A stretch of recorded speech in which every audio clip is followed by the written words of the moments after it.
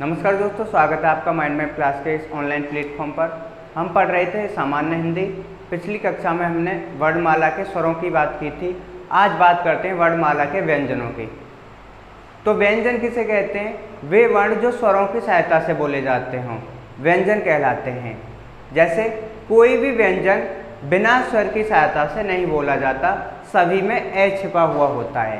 क प्लस ए बराबर कै, ख प्लस ए बराबर ख।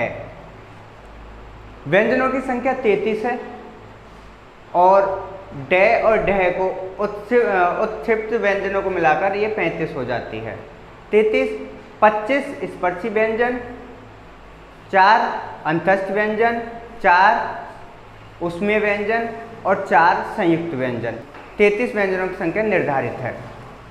देखते हैं स्पर्श व्यंजन ऐसे व्यंजन जिनके उच्चारण में हवा मुख से ना निकले, मतलब जो अंदर ही अंदर बोले जाते हों, स्पर्श व्यंजन कहलाते हैं। कै से पे वर्ग तक के जितने भी व्यंजन होंगे वो स्पर्श व्यंजन होंगे। वर्ग बता दूं, ये कै, चे, टे, ते, पे ये वर्ग हैं और इनके सामने वाले जो 5 हर वर्ग में 5 व्यंजनों को रखा गया है, तो इस प्रकार से 25 व्यंजन हो जाते हैं। दूसरे हैं अंतस्थ व्यंजन। अंतःकरण से उच्चारित होने वाले, अंतःकरण से उच्चारित होने वाले जो अंदर ही अंदर बोले जाते हों वे, जैसे ये, रे, ले, वे, ये, रे, ले, वे। उसके बाद में ऊष्मीय व्यंजन या संघर्षी व्यंजन बोलते हैं। इसमें ऊष्मा बाहर निकलती है, जैसे वायु मुख से घर्षण खाकर ऊष्मा पैदा करे, जैसे से और है। उधर उत्क्षिप्त व्यंजन।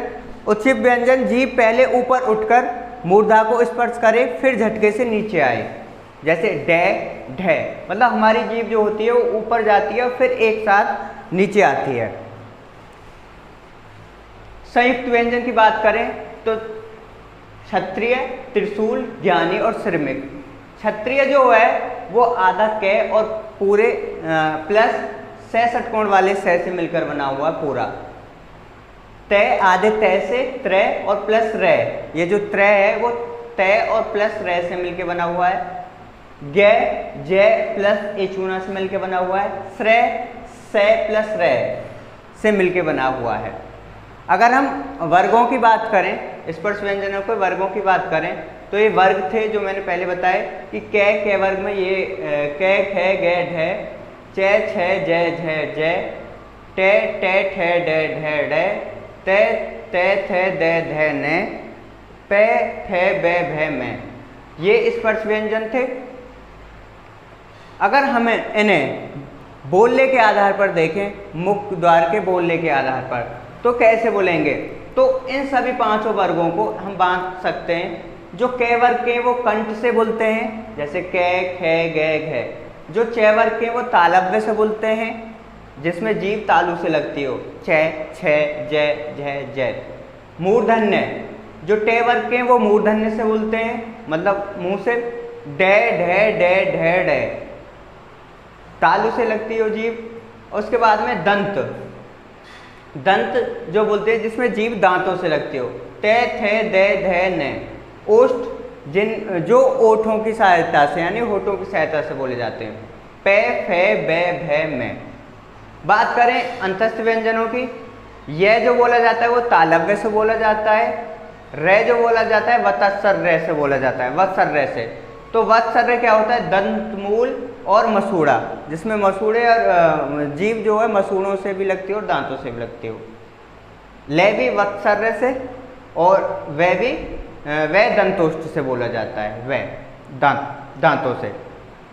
उसमें की बात करें तो से जो बोला जाता है वो तालव्य से, ये षटकोण वाला से, मूर्धन्य से, सपेरा वाला से, वत्सर्य से, मतलब दंतमूल प्लस मसूड़े से, और है स्वरयंत्र मतलब गले से बोला जाता है।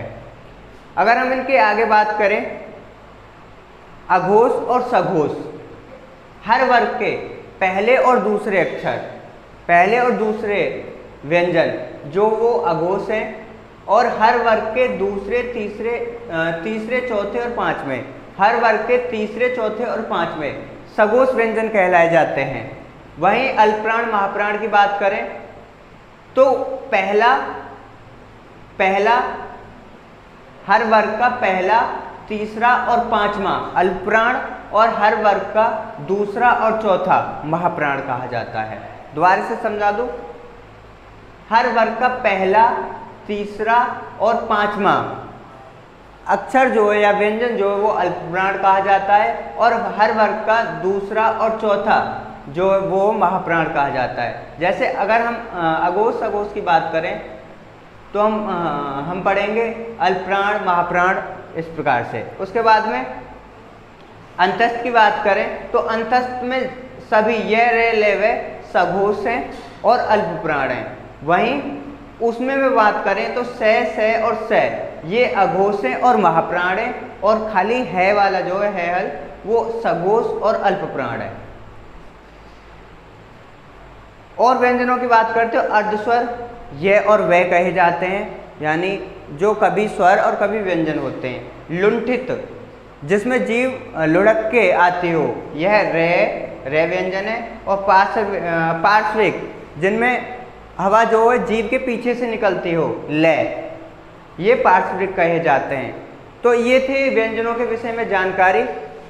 अगर आप इन्हें सही से कर लें तो आने वाले एग्जामों में एक भी क्वेश्चन व्यंजन से नहीं छूटेगा। तो आज के लिए धन्यवाद।